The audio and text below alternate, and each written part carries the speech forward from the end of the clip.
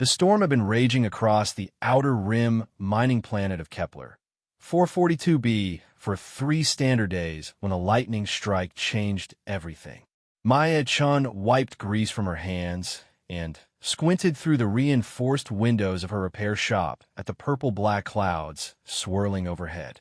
The electromagnetic interference was playing havoc with her diagnostic equipment, but that was nothing new on this forsaken rock. What was new was the massive crater that had appeared overnight about 2 kilometers from her workshop.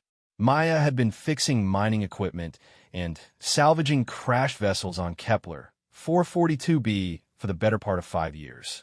The planet sat at the intersection of 3 major shipping lanes, which meant plenty of business from ships needing emergency repairs or salvage crews looking to strip valuable components from wrecked hulls. She had chosen this isolated life deliberately, running from a past that included too many questions about her unconventional engineering methods and her tendency to make impossible repairs work. The locals called her the miracle worker, though Maya knew there was nothing miraculous about understanding how machines actually functioned versus how their manufacturers claimed they should function. She had a gift for seeing the elegant solutions hiding inside overly complex systems, and, more importantly, she was not afraid to bypass safety protocols when lives depended on it. The crater was definitely not natural. Maya had seen enough impact sites to recognize the telltale signs of a controlled crash versus an uncontrolled one. Something had tried to land, but failed spectacularly. The smart thing would be to report it to the Colonial Authority and let them handle whatever alien technology might be scattered across the landscape. The profitable thing would be to get there first and see what valuable components could be salvaged before the official crews arrived. Maya-chun had never been accused of making smart choices. She loaded her hover truck with cutting tools, portable power cells, and her custom diagnostic equipment. The storm was finally breaking, but the electromagnetic residue would mask her approach from any authority sensors. If there was something valuable in that crater, she intended to claim salvage rights before anyone else even knew it existed. The journey across the rocky terrain took 40 minutes, mostly because Maya had to navigate around the deep crevasses that the recent seismic activity had torn across the landscape. When she finally crested the ridge overlooking the impact site, her first thought was that she had made a terrible mistake. The creature in the crater was definitely alive, and it was definitely not from any species she recognized. It resembled the ancient Earth legends of dragons, though those stories had never mentioned the intricate biomechanical interfaces that ran along its spine or the way its scales seemed to shift between organic matter and some kind of adaptive metal. The being was enormous, easily 30 meters from nose to tail, with wings that spanned twice that distance. One wing was clearly broken, twisted at an unnatural angle, and massive burns covered nearly half its body. Maya parked her hover truck at the crater's edge and approached cautiously. The dragon's breathing was labored, each exhale producing small puffs of what looked like superheated plasma. Its eyes were closed, but she could see the faint movement that indicated consciousness, not death. This changed everything. Salvaging crash technology was one thing. Letting a sentient being die when she might be able to help was something else entirely. She activated her portable scanner and began taking readings. The dragon's biomechanical nature made analysis difficult, but certain patterns were becoming clear. The creature was suffering from massive electrical system overload, probably from the lightning strike that had brought it down. Its organic and technological components were fighting each other instead of working together, creating cascade failures throughout its body. Maya had seen similar problems in hybrid systems before, usually in experimental mining equipment that tried to combine biological and artificial intelligence. The solution required understanding how both systems operated and finding a way to synchronize their functions. The dragon's eyes opened as she worked, revealing pupils that seemed to contain swirling galaxies. There was definitely intelligence there, along with pain and something that might have been resignation. It tried to lift its head, but managed only a few centimeters before collapsing back to the crater floor. "Easy there," Maya said, though she had no idea if the creature could understand her. I'm going to try to help, but I need to figure out what's wrong first.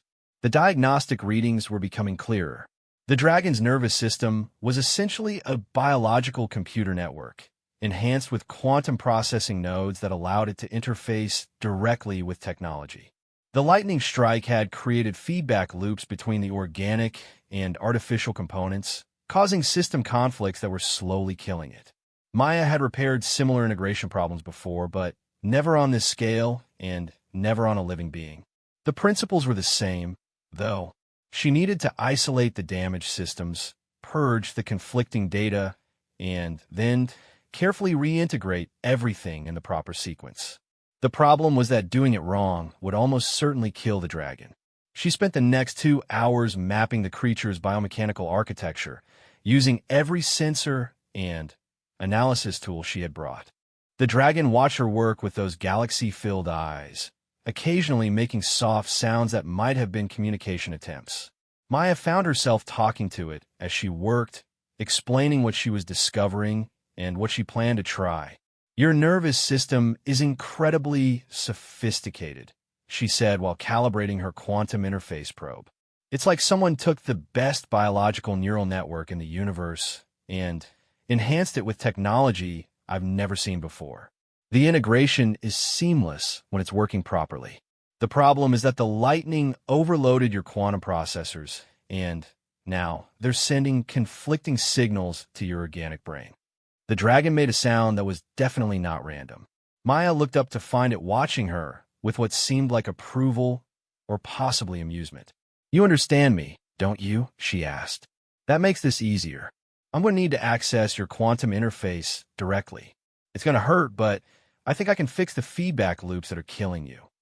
The dragon blinked once, slowly, in what Maya chose to interpret as consent. She connected her diagnostic equipment to the quantum processing nodes along the dragon's spine, wincing as the creature shuddered at the contact. The readings that flooded her screens were unlike anything she had ever seen. This was not just advanced technology, it was technology that operated on principles she barely understood.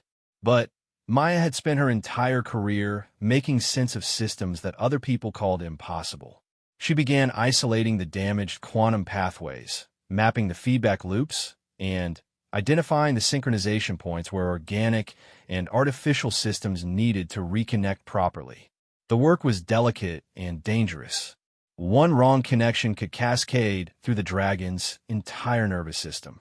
But Maya had learned long ago that sometimes the only way forward was to trust her instincts and commit completely to a solution. She began the repair sequence, carefully purging the conflicted data and rebuilding the integration pathways one connection at a time. The dragon's eyes never left her face as she worked, and she found herself drawing strength from that alien trust. 3 hours later, she made the final connection and stepped back to wait. For a moment, nothing happened. Then, the dragon's eyes brightened noticeably, and it lifted its head without apparent effort. The burns across its body began to fade as some kind of regenerative system came back online. When it tried to move its damaged wing, Maya could see the broken bones beginning to realign themselves. The dragon rose to its full height, towering over Maya, but somehow managing not to seem threatening. It looked down at her with those galaxy eyes and spoke in a voice that resonated through both sound and direct neural connection. "I am Zephyros of the Draconic Imperium. You have given me my life, human. This creates obligations that transcend species." Maya stared up at the magnificent creature she had just saved and realized that her quiet life on Kepler 442b was about to become much more complicated. "I'm Maya-chun," she said simply. "I fix things." Zephyros tilted his massive head in what might have been amusement. "Indeed you do, Maya-chun. And now, perhaps, I can show you wonders beyond your imagination in return." The storm clouds were finally breaking overhead, revealing the twin moons of Kepler, 442b, and a sky full of stars that suddenly seemed much less empty than they had that morning. Maya had the distinct feeling that her universe was about to expand in ways she had never imagined. She just hoped she was ready for what came next. 3 days after saving the dragon's life, Maya was beginning to understand that she had stumbled into something far larger than a simple rescue operation. Zephyros had not left the crater, but he had spent those days in what he called deep communion with the network, which seemed to involve extending crystalline tendrils from his biomechanical interfaces and connecting directly to quantum communication channels she could not even detect. Maya had returned each day with supplies and questions, gradually learning about the Draconic Imperium and the war that had brought Zephyros to her remote planet. The dragons were not native to this galaxy.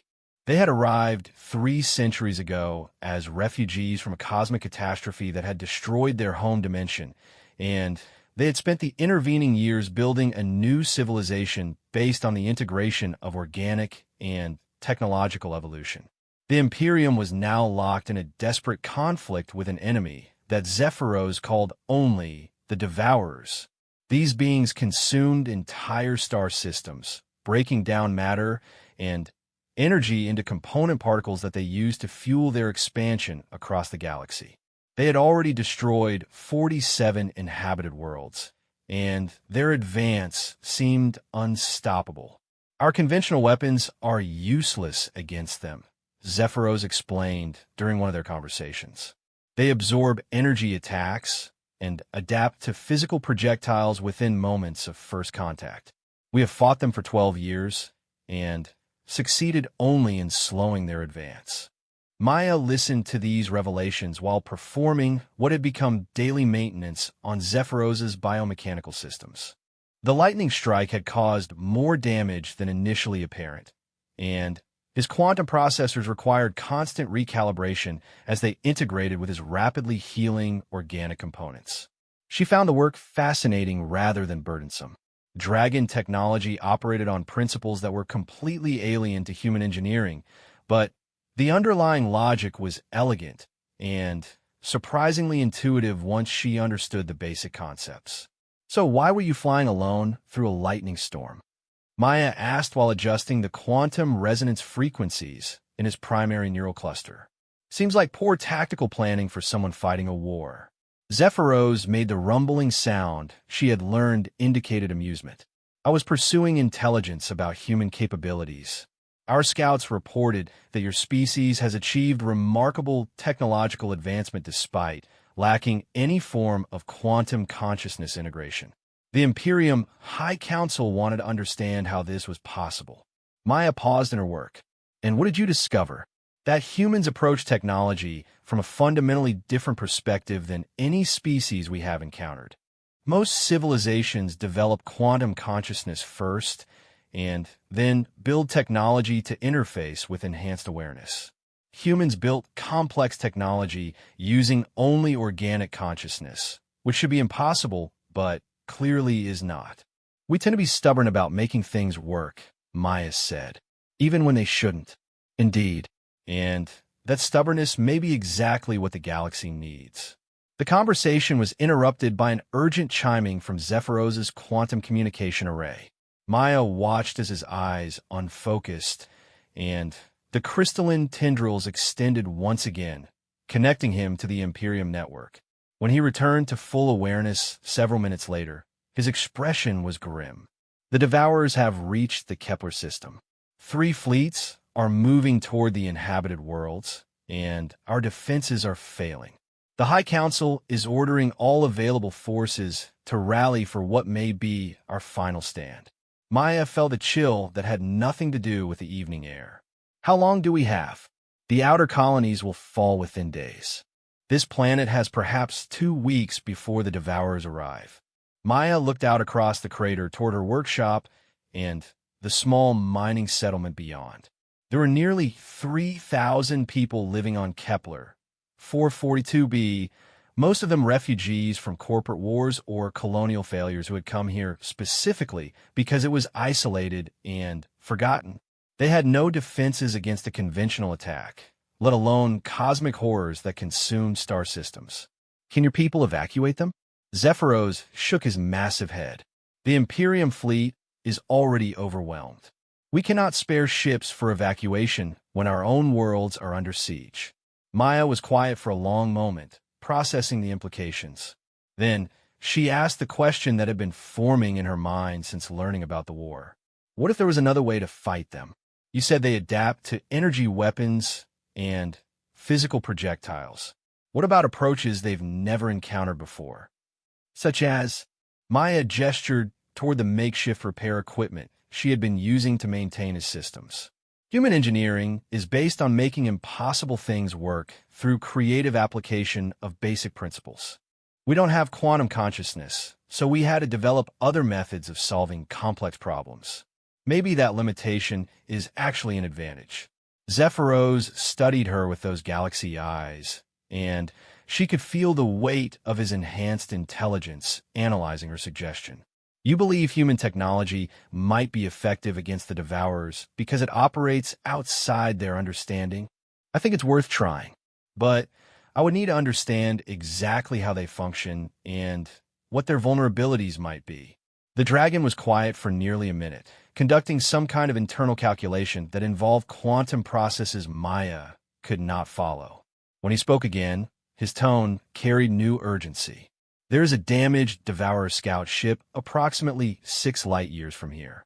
It was crippled during the defense of the Altair colonies and has been drifting in dark space for several months. Our scouts have confirmed that its crew is in some form of stasis, but the ship's systems remain partially active. Maya felt her pulse quicken. You want me to examine it? I want us to examine it together. Your technological perspective, combined with my quantum analysis capabilities, might reveal weaknesses that neither of our species could discover alone. That's assuming we can get there. I don't exactly have a faster-than-light ship sitting in my garage. Zephyros spread his wings, and Maya could see that the damaged appendage had healed completely during their conversations. More importantly, she could see the quantum field generators embedded along the wing membranes, technology that made atmospheric flight only the beginning of his capabilities. Dragon bioships are capable of limited space-time manipulation. I can transport us to the derelict ship, but the journey will be dangerous and the examination more dangerous still. If we are discovered, the Devourers will send fleets to eliminate us before we can report our findings. Maya looked once more toward her workshop and the settlement beyond. She thought about the 3,000 people who had no idea their world was about to be consumed by cosmic horrors, and about the billions more who would die if the Devourer advance continued unchecked.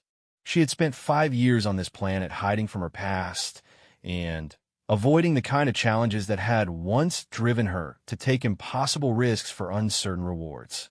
But some problems could not be solved by running away, and some risks were worth taking regardless of the odds. "When do we leave?" she asked. Zephyros lowered his head until they were eye to eye, and Maya saw approval and gratitude in those swirling depths. "We will depart at dawn. I suggest you gather whatever equipment you believe might be useful for analyzing alien technology." "What about my shop?" "The settlement. If we succeed in finding a way to stop the Devourers, your shop and settlement will be saved along with the rest of the galaxy. If we fail, they will be consumed regardless of whether you are here to witness it." Maya nodded, accepting the logic even as part of her rebelled against abandoning the life she had built on Kepler 442b. But Zephyros was right. This was bigger than her personal comfort or safety. This was about survival on a scale she had never imagined.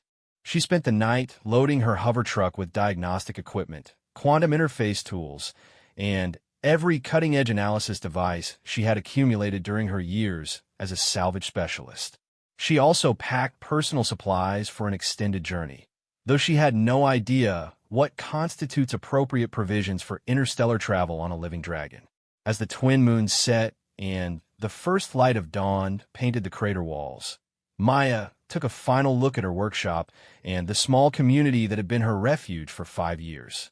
Then she walked back to where Zephyros waited, his biomechanical systems humming with barely contained energy. "Are you ready, Maya-chan?" he asked. Maya shouldered her equipment pack and looked up at the alien being who had become her partner in what might be the most important mission in galactic history. Let's go save the universe, she said. Zephyros launched into the sky, with Maya secured in a biomechanical harness connected to his primary life support systems. As they climbed above the atmosphere and the quantum drive engaged, Maya felt her perspective shift in ways that had nothing to do with altitude. The stars ahead were no longer distant points of light, but destinations within reach, and the darkness between them held possibilities she was only beginning to understand. The devoured derelict hung in the void like a crystalline infection, its surfaces reflecting starlight in patterns that hurt to look at directly. Maya studied it through Zephyros's biomechanical sensors as they approached, trying to understand the geometry of something that seemed to exist in more dimensions than her mind could process. The ship is approximately 2 kilometers in length, Zephyros reported, though distance measurements become unreliable near Devourer technology. Their vessels exist partially outside normal space-time, which is one reason our weapons have proven ineffective. Maya adjusted her analysis equipment, grateful for the environmental suit that Zephyros's biosystems had grown around her during their 3-day journey. The suit integrated human life support requirements with Dragon quantum interfaces, allowing her to interface directly with his sensory systems while maintaining her biological independence. How do we get inside without triggering whatever defenses might still be active? She asked. Very carefully, Zephyros replied, extending quantum tendrils toward the alien ship. I am detecting minimal energy signatures, but Devourer technology often operates on principles that our sensors cannot fully comprehend. We must assume that any interaction with the ship could be detected by other Devourer forces.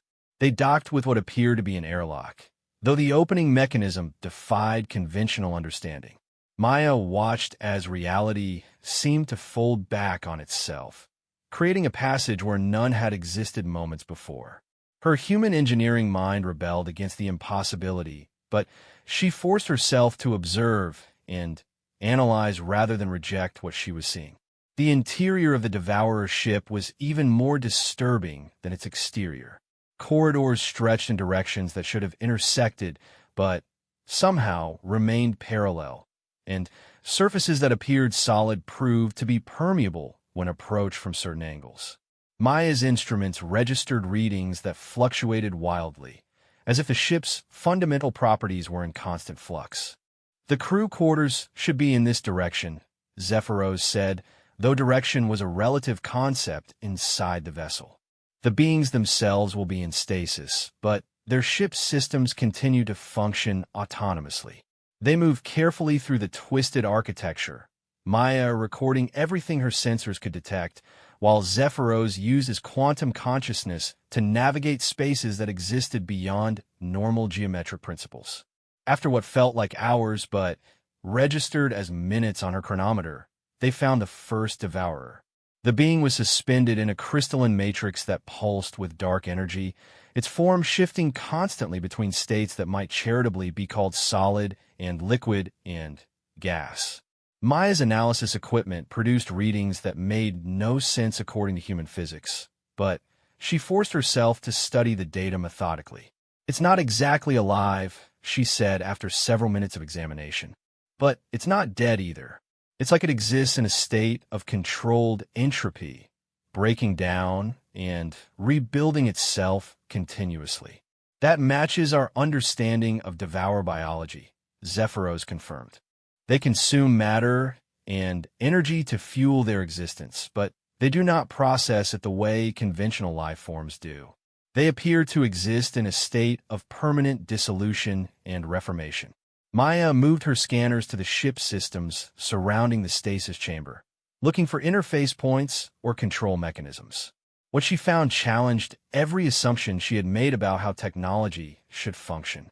Zephyros, look at this, she said, highlighting a section of wall that seemed to contain circuitry. The ship's systems aren't separate from the crew. They're integrated at a molecular level. The entire vessel is essentially a collective organism that happens to be capable of faster-than-light travel. That would explain why our attacks have been ineffective. We have been trying to damage machines when we should have been fighting living creatures. Maya continued her analysis, mapping the biotechnological integration that allowed the ship to function. The more she understood about Devourer technology, the more she realized how fundamentally different it was from both human and dragon approaches to engineering. Where humans built separate tools and dragons integrated consciousness with quantum systems, the Devourers had achieved perfect unity between biology and technology by abandoning fixed states of existence entirely. I think I understand why they're so effective at adapting to our weapons, Maya said. They don't have armor or shields in any conventional sense. Their ships and their bodies exist in a state of constant change, so they can literally evolve defenses against new threats in real time. Can this knowledge be used against them? Maya was quiet for several minutes, processing the implications of what she had discovered. The Devourers were effectively immortal, constantly changing, and capable of adapting to any form of attack they had encountered. But their greatest strength might also be their greatest weakness, if she could find a way to exploit it. What if we didn't try to destroy them? She said suddenly. What if we tried to fix them instead? Zephyros turned his massive head toward her, galaxy eyes reflecting confusion. Explain. Maya gestured toward the readings on her analysis screens. Look at these energy patterns. The Devourers are consuming matter and energy constantly, but they're also losing it constantly.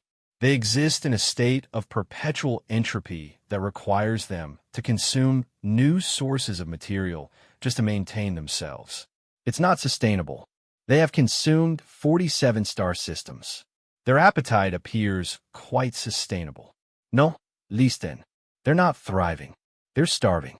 The constant state of dissolution means they can never achieve equilibrium. They have to keep consuming because they're essentially beings made of controlled decay. What if we could solve that problem for them? Maya pulled up schematics of human quantum computers and dragon biomechanical interfaces, comparing them to the Devourer systems. An idea was forming, dangerous and unprecedented, but potentially revolutionary. Human technology is based on stable states maintained through active control systems. Dragon technology achieves stability through quantum consciousness integration. But what if we could develop a hybrid system that could offer the Devourers a stable existence without the need for constant consumption? Zephyros was quiet for nearly a minute, processing the implications through quantum calculations Maya could not follow. When he spoke again, his tone carried both excitement and concern. You are suggesting that we cure the Devourers of their need to consume entire star systems by offering them technological assistance. I'm suggesting that we turn humanity's greatest weakness into our greatest strength. We don't have quantum consciousness, so we had to learn how to build stable systems using just organic intelligence and stubborn determination. That knowledge might be exactly what the Devourers need to break free from their cycle of consumption. The risks are enormous. If we are wrong, we will have given them access to human and dragon technology that could make them even more dangerous. Maya looked around at the alien ship that defied every principle of engineering she had learned, and thought about the billions of people who would die if the Devourer advance continued. Sometimes the only way forward was to take a risk that seemed impossible. The current approach isn't working, she said. Maybe it's time to try something completely different. Zephyros extended his quantum tendrils toward the ship's central systems, beginning the delicate process of establishing communication with whatever collective consciousness controlled the vessel. Maya connected her own interface equipment, adding human analytical capabilities to the dragon's quantum awareness. The first contact was overwhelming. The Devourer consciousness was vast and fragmented, existing across multiple dimensions simultaneously. But beneath the alien complexity, Maya could sense something that seemed almost familiar, the desperate hunger of beings trying to maintain their existence against entropy itself. Communication was slow and difficult, requiring translation between quantum concepts and human language and Devourer thought patterns that existed outside conventional logic. But gradually, understanding began to emerge. The Devourers had not chosen their path of consumption. They were refugees from a cosmic catastrophe that had left them unable to maintain stable existence without constantly absorbing new matter and energy. Their conquest of star systems was not motivated by malice, but by desperate hunger that drove them to consume everything they encountered. Maya spent days working with Zephyros to develop a solution that combined human engineering principles with dragon quantum technology and devourer biointegration. The result was something unprecedented, a stabilization matrix that could offer the devourers the equilibrium they had lost eons ago. The first test was conducted on a small section of his ship systems. Maya watched her instruments as the hybrid technology took effect, stabilizing the constant flux of devourer matter into a configuration that maintained itself without external input. For the first time in recorded history, devourer technology achieved genuine stability. The response was immediate and profound. The ship's hostile energy signatures faded, replaced by something that almost resembled relief. More importantly, the devourer consciousness began communicating more clearly, expressing concepts that translated roughly as gratitude and hope. The stabilization matrix appears to be successful, Zephyros reported. But implementing it on a galactic scale will require cooperation from the Devourer Collective, the Draconic Imperium, and human governments that do not yet know this war exists. Maya looked out at the stars through the ship's reality-warping viewports and smiled. Well, I always said I fix things. I just never thought I'd be fixing an entire species. The journey back to Kepler 442b took place in a very different universe than the one they had left. Ahead of them flew a small fleet of Devourer's ships, their forms stabilized by the hybrid technology and no longer radiating the hungry energy of beings consuming themselves to stay alive. Behind them, Dragon forces were spreading the word that the galaxy's greatest threat had become its newest ally. Maya Chun had left her home planet as a refugee from her past, hiding her talents on a remote mining world. She returned as the architect of a solution that had saved not just the galaxy, but two species that had been locked in a war neither could win. As they entered Kepler 442b's atmosphere, Maya could see her workshop in the distance, exactly as she had left it. But she knew she would not be staying. The universe had become a much larger place, full of problems that needed solving and species that needed to learn how to work together. "What will you do now?" Zephyros asked as they landed in the familiar crater where their partnership had begun. Maya looked up at her alien friend and smiled. "I guess I'll keep fixing things, though I have a feeling the problems are going to get a lot more interesting from here." Zephyros rumbled with amusement. "Indeed they will, Maya Chun. Indeed they will." Above them, the stars that had once seemed distant and empty now represented possibilities for cooperation and understanding that neither species could have imagined alone. The galaxy was safe, but more importantly, it was united in ways that would reshape the future for millions of years to come. And it had all started with one human mechanic who refused to let a magnificent creature die alone in a lightning-scarred crater.